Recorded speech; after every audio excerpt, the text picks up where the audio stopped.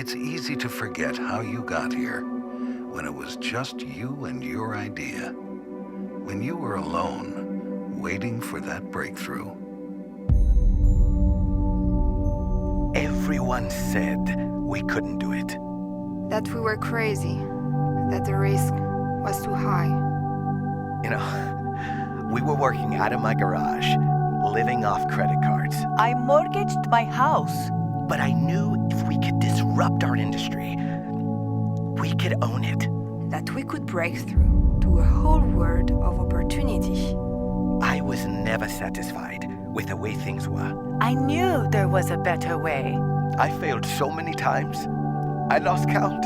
I was stuck. And then, out of nowhere, it came to me. Eureka! It was that spark.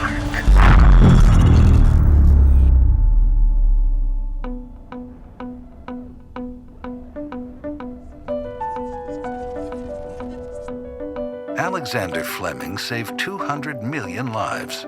Marie Curie took a deadly weapon and turned it into cancer treatment. Edison illuminated our world. Nobutoshi Kihara put music in the palm of our hand.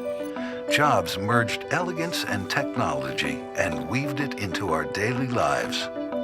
The Wright brothers connected us to far-flung places and people around the world. And Zuckerberg put those same connections right at our fingertips. We can't imagine our world without these things. And yet, when they began their quest, it was for a world that didn't even exist. They were just dreamers.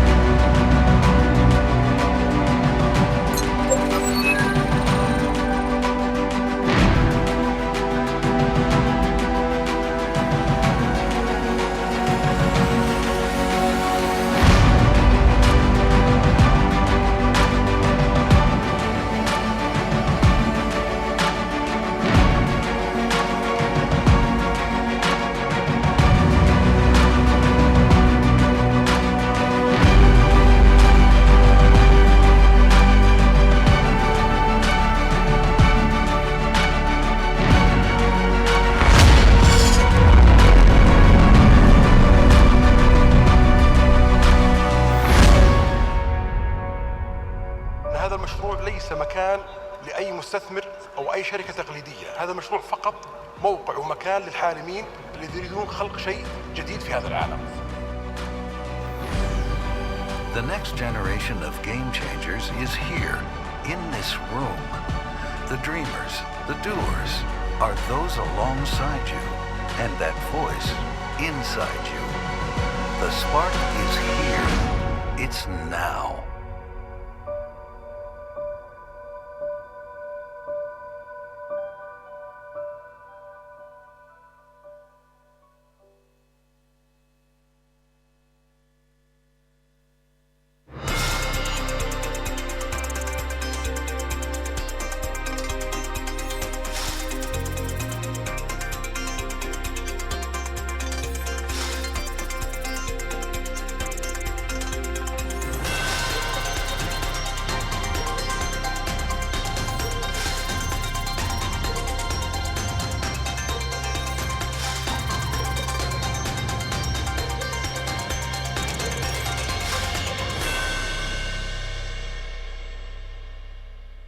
Ladies and gentlemen, please welcome our moderator, former chief of the Royal Hashemite Court and former Minister of Finance, Hashemite Kingdom of Jordan, Dr. Bassem Awadallah.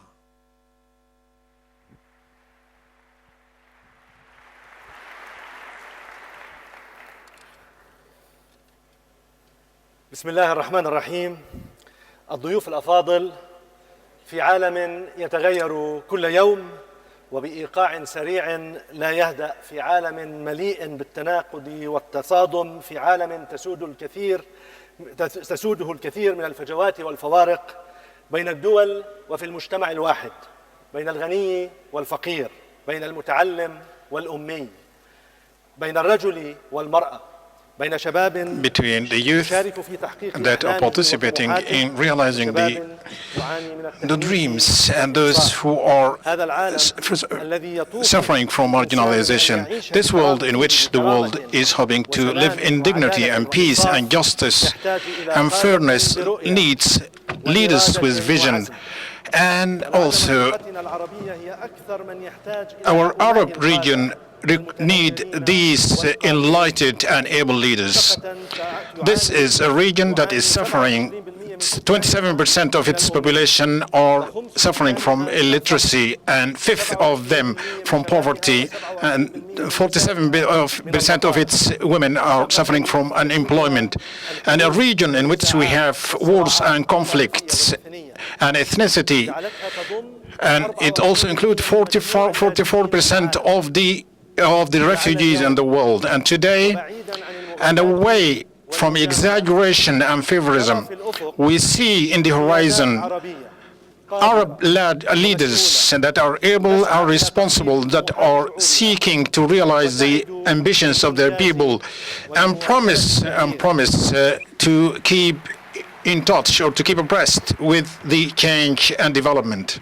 And they have the willingness and the ability, and they are seeking knowledge and knowledge transformation.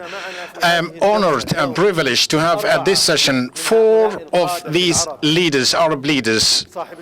His Royal Highness Sheikh Mohammed bin Rashid, the Deputy President of the UAE, the Prime Minister, and His Royal Highness Prince Salman bin Hamad bin Isa Al Khalifa,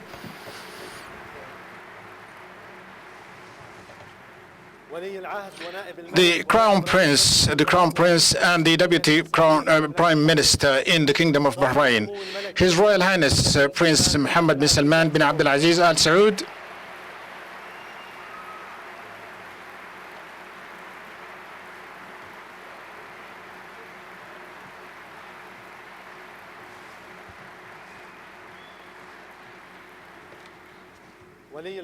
the Crown Prince, the Vice President of the Council of Ministers and Minister of Defense in Saudi Arabia.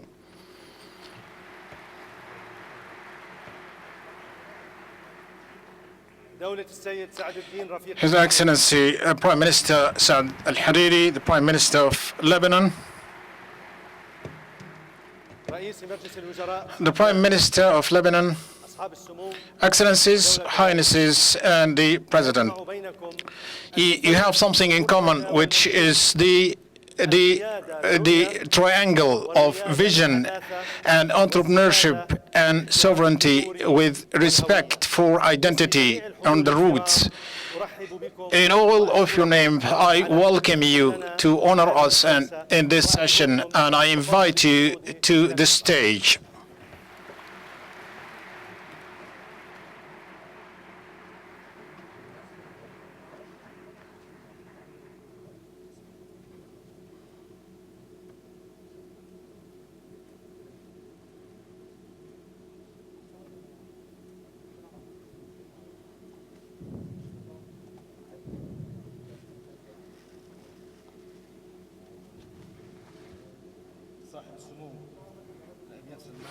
Your Excellency, Prince, the organizers of this conference asked me to speak in English for all of you in order to make it easier for the foreign guests who do not speak, although we have simultaneous interpretation. So we accept that request. We will start with you, Your Excellency. صاحب السمو الملكي، شرحتم في رؤية عام 2020 للبحرين، ومنذ ذلك الوقت فإن البحرين حققت الكثير. A regional hub and international hub for finance in terms of achieving excellent rankings in the World Bank Human Capital Index. You rank first among the regional countries. You rank first among the regional countries and 31st globally in terms of ICT development. But despite all these achievements, there are structural challenges. 100% of the public debt will reach 100% of GDP. This is what is estimated for next year. Your budget deficit is for 2018, you would require a price of oil of $99 in order to achieve balance. These are big challenges. Saudi Arabia, United Arab Emirates, Kuwait came up with an assistance package, an investment package for Bahrain in the amount of $10 billion US. My question to you, will this be enough to help you mitigate the challenges? And what are the measures that you will undertake in order to really meet the challenges head on and be able to enable the economy of Bahrain to have positive growth in the future? مشكور. بسم الله الرحمن الرحيم. Ladies and gentlemen, Your Royal Highnesses, ladies and gentlemen, it's a great pleasure to be here. And in my opening statement, I think in answer to your question, I would first like to extend my thanks to the Kingdom of Saudi Arabia, the United Arab Emirates, and the State of Kuwait for their very generous stand and understanding and belief in what we're trying to do. In 2008, when we launched Vision 2030, we based it around a set of principles. Those principles were competitiveness, fairness, and sustainability. Now, we knew if we wanted to tackle sustainability, we had to have enough wind in our sails. So there was a great deal of deficit spending, especially after the financial crisis of 2008 and the troubles that we faced in 2011. I am very happy to report that the Kingdom of Bahrain has never shown a year of negative growth. Ever. We put in place a number of policies to help us achieve that goal. So we tackled, let's say, 6 major factors of production. We made sure that land was accessible, energy was accessible, labor was accessible, capital was accessible, the laws were in line with what needs to be considered best global practice, and we had international connectivity, both physical and digital. Those were the main things that we focused on in the last 10 years. Of course, you've just heard me not mention sustainability. The levels of spending that we had put in place were not sustainable with the current economic structure. We were very successful in diversifying our economy, And last year, our non-oil growth was 5%, which is quite remarkable, really, for the region, considering the challenges we face. The highest in the region. So I don't know if this is known, but because we have diversified our economy, oil is only 80% of our GDP. However, here's the problem. Our government revenue did not match our economic growth. So oil accounts today for 75% of government revenue. And this is unsustainable at current expenditure.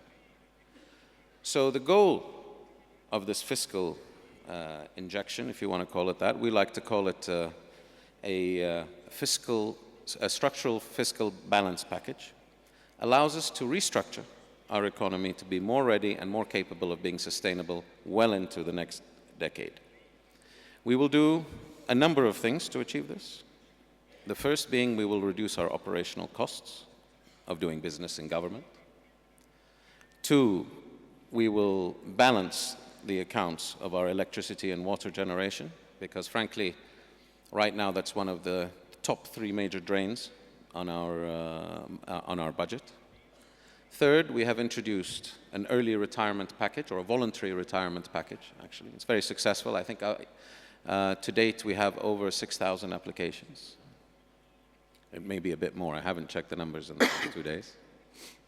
And lastly, we have successfully introduced the VAT system, the Gulf VAT system, and that is something I'm very proud of the Bahraini people for doing. It's not an easy thing to do, and it passed with flying colors through our parliament. So, in short, I think while we are an oil economy, we don't want to remain strictly tied to it as a source of income. Let's think of it this way. We need to move from an oil economy to a smart oil economy.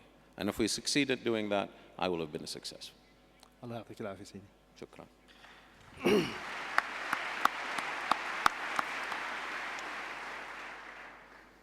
دولة الرئيس سعد الحريري، لبنان رغم كل التحديات السياسية والأمنية والاقتصادية والسكانية استثمر بشعبه، استثمر بالإنسان اللبناني.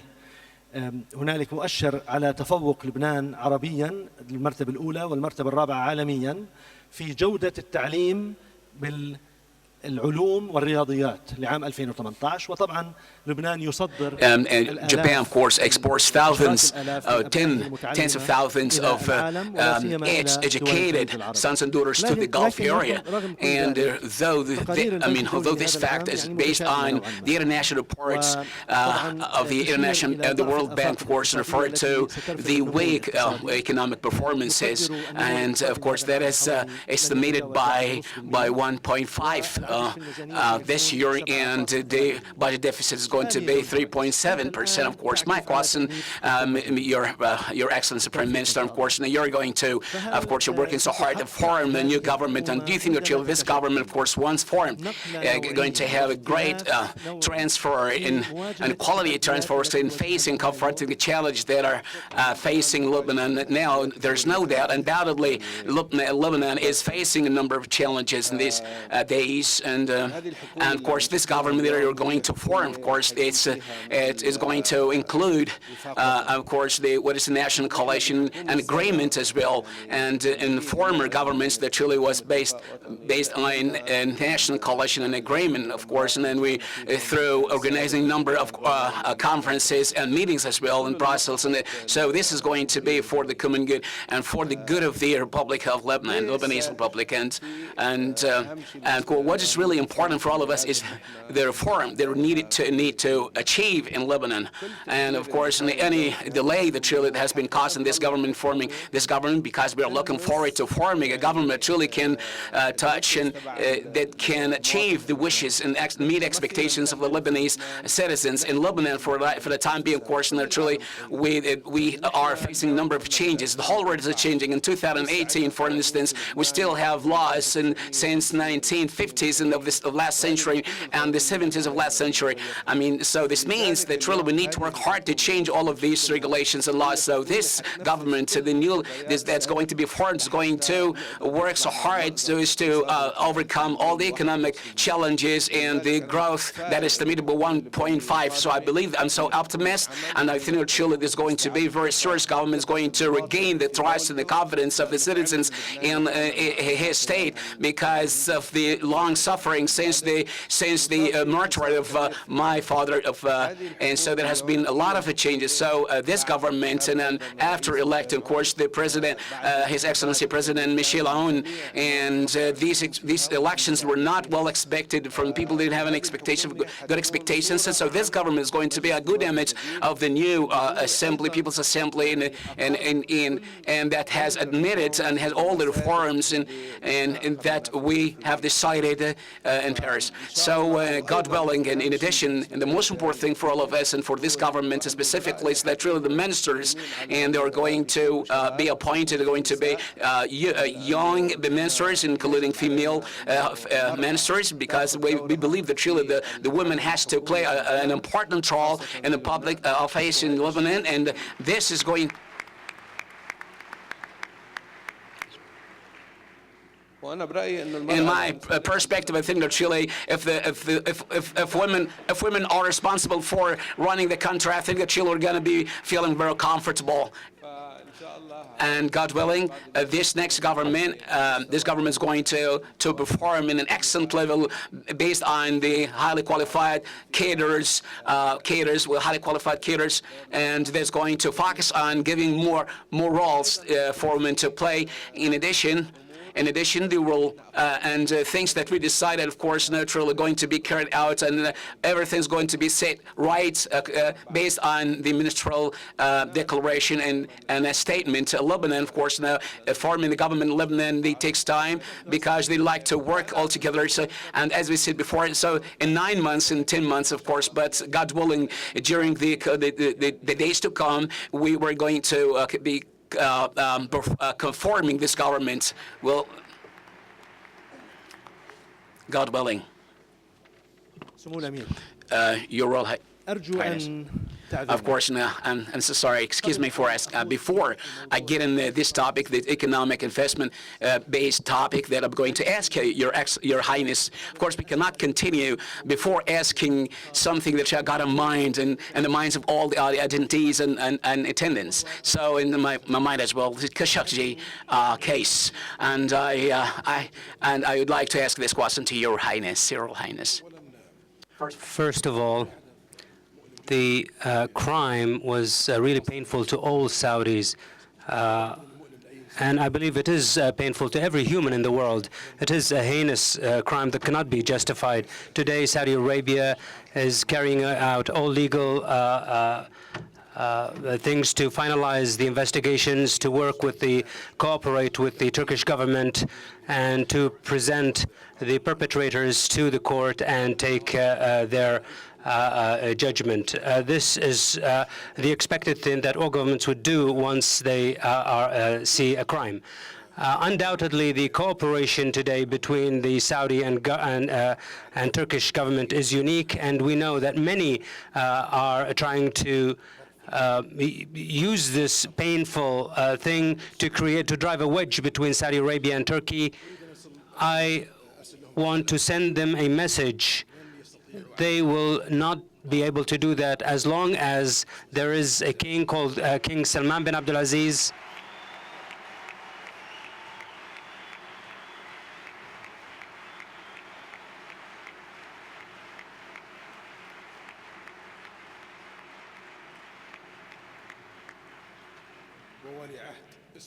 And a crown prince called Mohammed bin Salman in Saudi Arabia.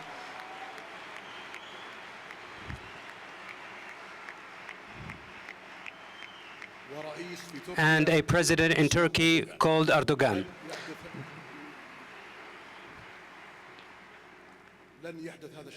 This wedge will not happen, and we will prove to the world that the two governments are cooperating to see that all perpetrators are taken to court and justice will be seen at the end. This is what I can say.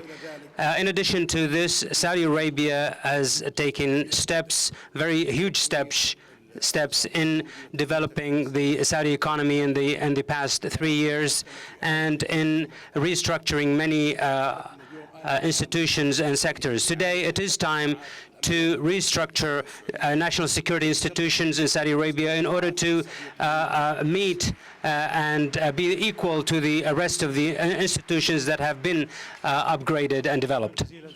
Thank you very much, Your Royal Highness.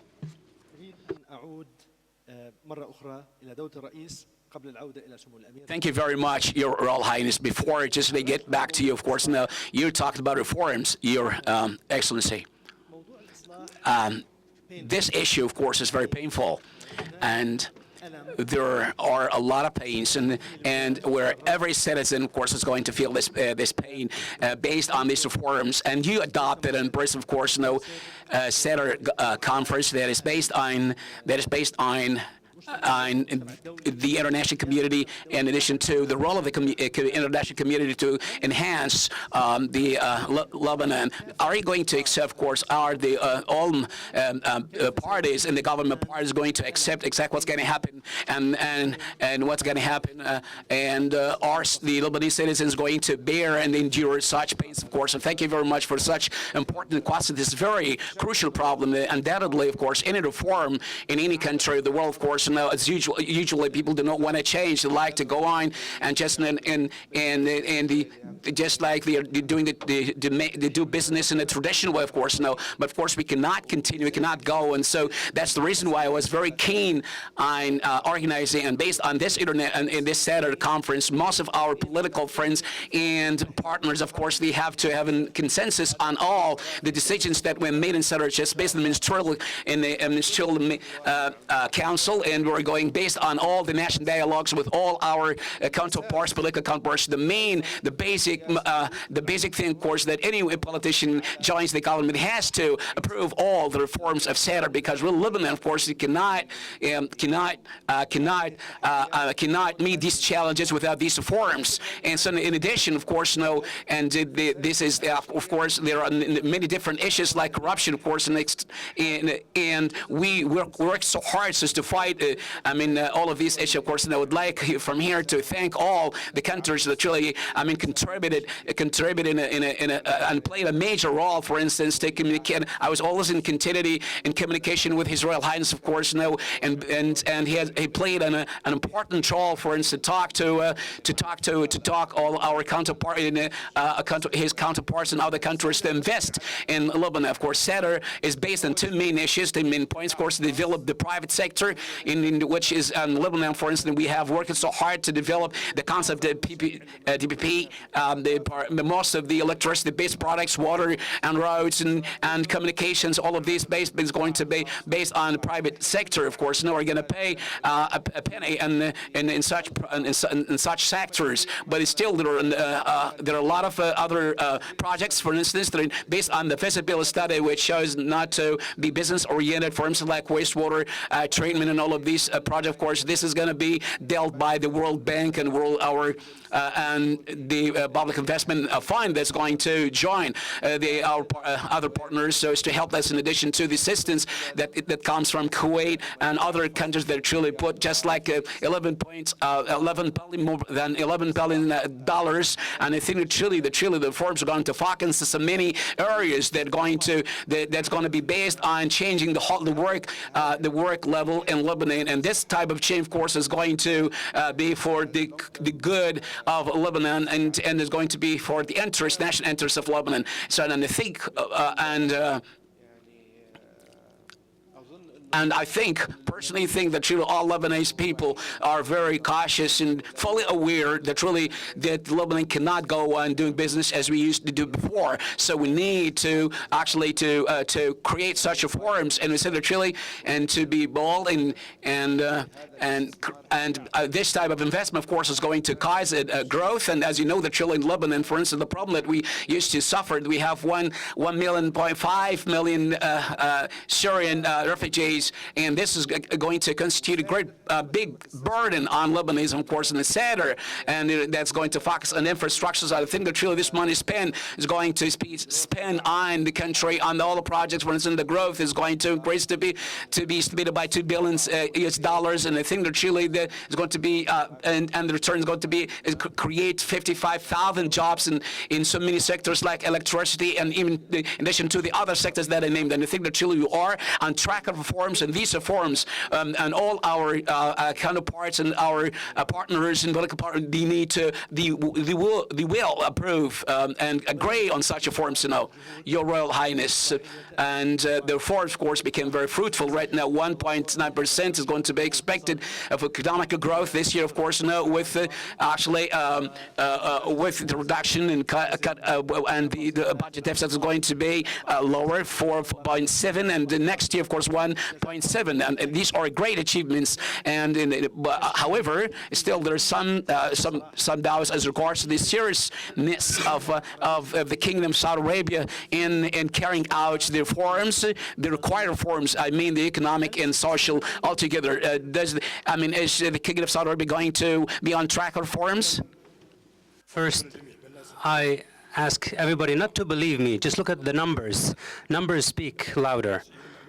To correct the information you mentioned, the expectation for the exports of Saudi from 2.2 to 2.5%.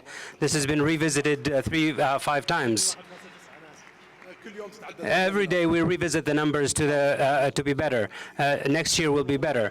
If we look at the numbers in the past 2 or 3 years, we see, for example, that our non-oil revenues have doubled 3 times, tripled. The budget this year is the largest in the Saudi history. The next budget will be more than 1 trillion riyals.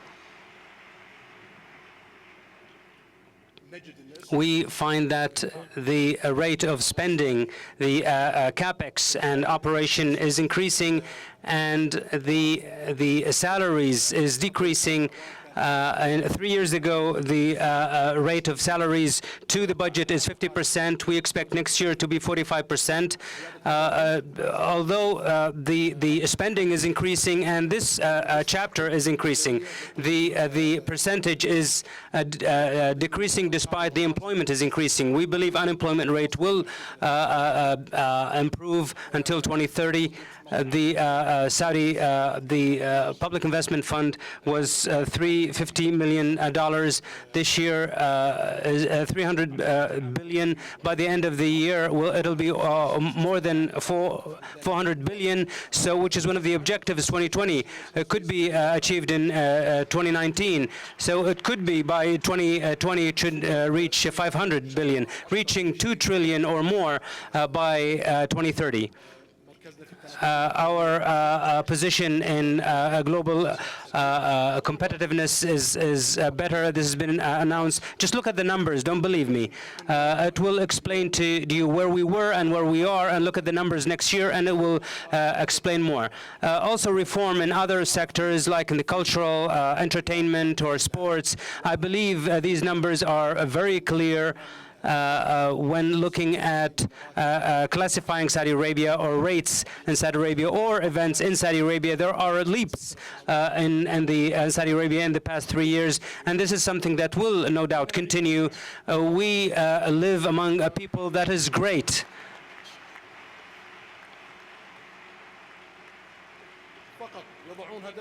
Once they identify a goal, they will achieve it. No obstacle is too great for the Saudi people. All our mega projects are ongoing. Our war on extremism is ongoing. Our war on terrorism is ongoing. Developing and upgrading the country is ongoing. No matter what they do to lower our speed or hinder our speed, they will not succeed. I came back again to ask you in English. Your Highness, most of the investors in this hall are here معظم to المستثمرين invest في in Saudi هذه Arabia. القاعة يريدون أن يستثمروا. How do you convince them to come to Bahrain? تقنعهم لأن يأتوا إلى البحرين للاستثمار في البحرين. الآن لقد وضعتني في مشكلة. That's the question. That's the question. اسمح لي الله يطول عمرك. All right. Well, here's the Actually, they're investing and we are investing in Bahrain. thing. Exactly. تسلم يا طويل العمر. His Royal Highness stole the words out of my mouth. The people are investing in Bahrain. And the good news is that in 2015, FDI was about $65 million, which doesn't seem like a lot, but it was good for that year, if you consider the drop in the price of oil and all of the other ancillary economic activity that got affected. But this year, we're forecasting over 600. So that is a 10-fold increase in 3 years. Alhamdulillah. But here's the even better news.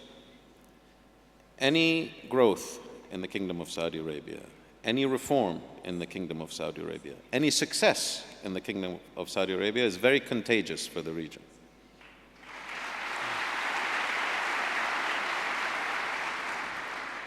We see a very bright future as the Kingdom of Saudi Arabia continues to reform and continues to invest in all of these giga projects, as they're called in English. And frankly, we've seen it. I have been on the forefront of the reform agenda, well, since we first met each other about 20 years ago. Ladies and gentlemen, when I first met Bassem, it was, I think, on a dusty day in Aqaba, maybe in Jordan, or was it in Amman, maybe? I'm not sure. It was in the Red Sea, actually. It was at the Red Sea. Red Sea. But I was 15 then, you know. well, you managed to keep. I went gray, but the dreams are still the same dreams. The view that His Royal Highness has for the Kingdom of Saudi Arabia is what we all want for our countries. And if Saudi Arabia, which is the main engine of growth for this whole region and the main pillar of stability, is successful and is growing, then we are all doing very well. So in a nutshell, ladies and gentlemen, growth in the Kingdom of Saudi Arabia is good for us. Please invest in the Kingdom of Saudi Arabia. All of you that are here, please invest.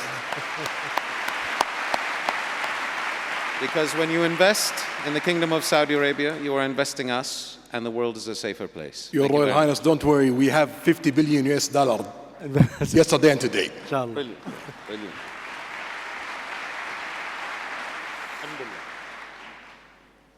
سمو الأمير مرة أخرى أريد أن أعود إلى موضوع الشرق الأوسط.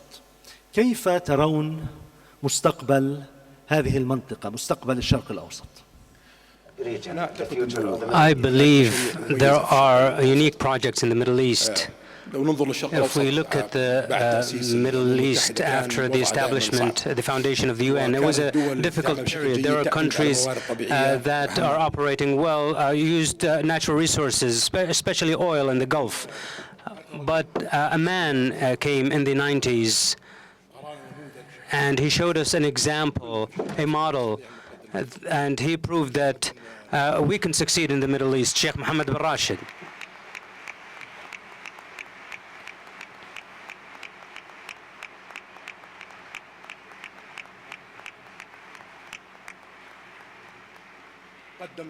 He presented a model in Dubai, and he made everyone in the Middle East convinced that they can do, not like Dubai, but even more. He increased the bar, and we want to increase the bar in Saudi Arabia, and everybody wants to do the same. We could see after that Abu Dhabi moved quite forcefully with great achievements. The rest of the Emirates, Bahrain, since the Crown Prince took office in 99 until today, many great achievements. This is not to be mentioned to or compared to what's going to happen in the future. Kuwait today, they have 2030 vision, 35 vision. They have great people. They have great financial resources. Quite easily, they will meet their goals, great goals. Today in Egypt, last year, it was 5% or a little more growth in the GDP. Today, more than GDP. Unemployment rate is declining quite rapidly. The building of housing projects, I could not believe it myself. I visit some areas in Egypt. I find all the officials, they're crying while working on the ground in order to restore the great Egypt and the powerful Egypt. And despite all of this, they believe that no matter what they achieved in the past 2 years is nothing. They haven't started yet. We could see that there's tremendous work led by the Prime Minister in Lebanon to also restore the great role of Lebanon. And I guarantee that the efforts of our brothers in Lebanon will succeed under the leadership of the Prime Minister and the rest of the Lebanese leaders. Jordan, they have also quite leaps, and we participate in some of these projects. Oman, they have mega projects, and they're trying to transform Oman to a new era, in addition to Saudi Arabia. I believe that Europe, the new Europe, is the Middle East.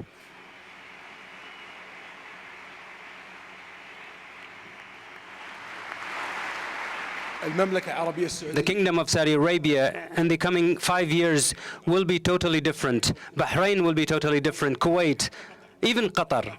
Despite our difference with them, they have a strong economy and they will be totally different in 5 years.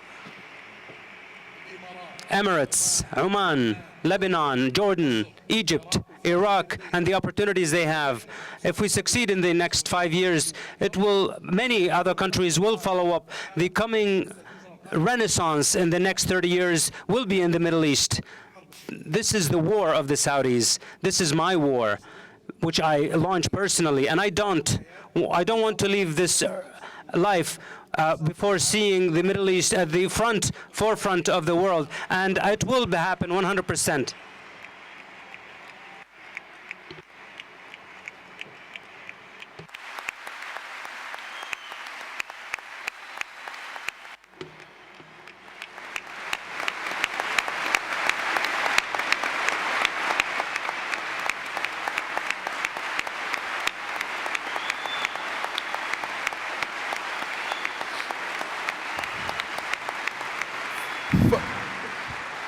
فقط للتنويه أي حرب Any war, by the way, there are wars where we can lose. I don't believe that we will win in every war. But for the Saudis, we have a mountain called Tuwaiq Mountain. The will of the Saudis is as strong as this mountain. They will be defeated only if you can defeat and destroy this mountain. Your Excellency, the Prime Minister, I'd like to ask you the same question. What do you expect and how do you see inside the future of the Middle East? After the Prime Minister and the Crown Prince answered that we will be with the Prime Minister in war, and I as well, most important, His Excellency, His Royal Excellency, that we need to focus on our nations and peoples and the growth in our countries. And we need to we need to develop ourselves. This is the only way to realize in the Middle East a new kind of situation, a new future, a new economy in this world that competes across all the world. Economically, wars ended up. It is now we have the economic wars. We need to see who gets into the markets, who penetrates into the markets of others. What the Kingdom of Saudi Arabia is doing, headed by the custodian of the Tehran Mosque and the Crown Prince, is the basic thing, because there's quite energy in the Kingdom of Saudi Arabia. I lived in Saudi Arabia and I was educated in Saudi Arabia. This kind of energy that we see in Kingdom of Saudi Arabia, we've never seen before. There was a kind of big plans and they have achieved actually, but again at the same time there should be more change, more transformation, and as referred by the Executive of Bahrain, this kind of change will need to adapt and need to see the light, and all the nations around us, around the Kingdom of Saudi Arabia, with Egypt, Bahrain, United Arab Emirates, even Lebanon, even Iraq, even in Tunisia, Morocco, all these countries, we see that we see a kind of development and the growth, the economy sectors, and we always focus on our national economy or the Arab economy and the Arab economies, which of course reflects this kind of development and growth. And what His Excellency, Royal Excellency, already spoken about, we can never add anything more. We just can like push it up, and we all Arabs and we are in the Middle East. We need to cooperate and collaborate so that we create economic power, energy. Then after that, you can communicate with us. Thank you so much. the final word to His Excellency of Bahrain. What I can ما أستطيع أن أقول comments are laid down as a marker for us to rally. It's a rallying cry for us to rally around, and we will support you in all your endeavors. You have a brother in Bahrain, and I know in Lebanon, and many among you here. We are so proud to see you say those words and mean them. مشكور الله يطول عمرك. 86 years ago, we found 86 years ago, we found a tremendous resource under the soil of the desert, oil. And we built pipelines, and we built refineries, and we built ports to ship that oil and that valuable resource to the world. And with that money, we built schools, we built universities, we built hospitals, we built housing, and we built the modern countries in which we live.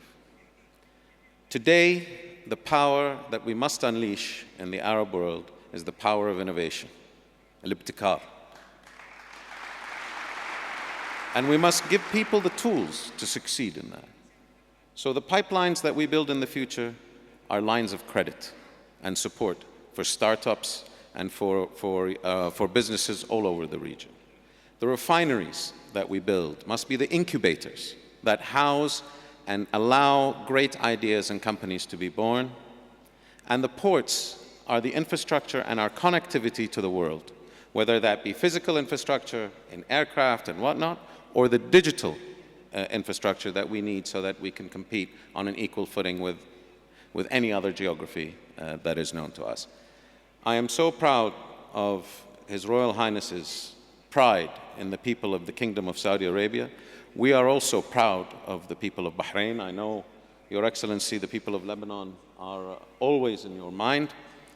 We must be proud as Arabs, كعرب, نفتخر بتاريخنا وتراثنا. We must be proud of who we are. واللي أهم من اللي ممكن نكون. Who we can be. We should always.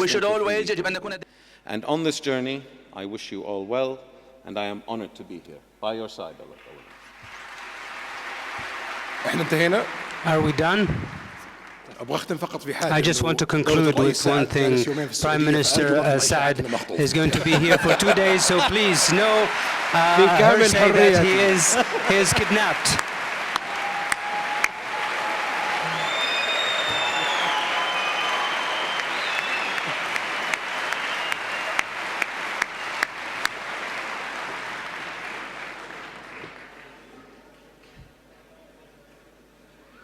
سيدي بس بدي اقول شغله واحده.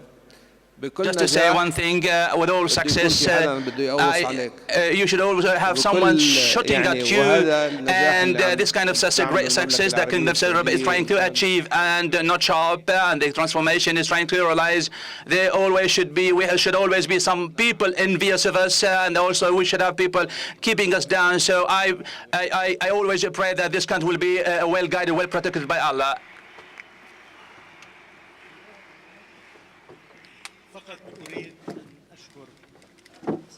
I'd like to thank Your Royal Highness and Prime Minister, because you have restored confidence and trust to the Arab people, because you are the leadership and you are the giant, because you are the boldness and the innovation and modernization, and because you maintain sovereignty and history and our identity. I would like to thank you all.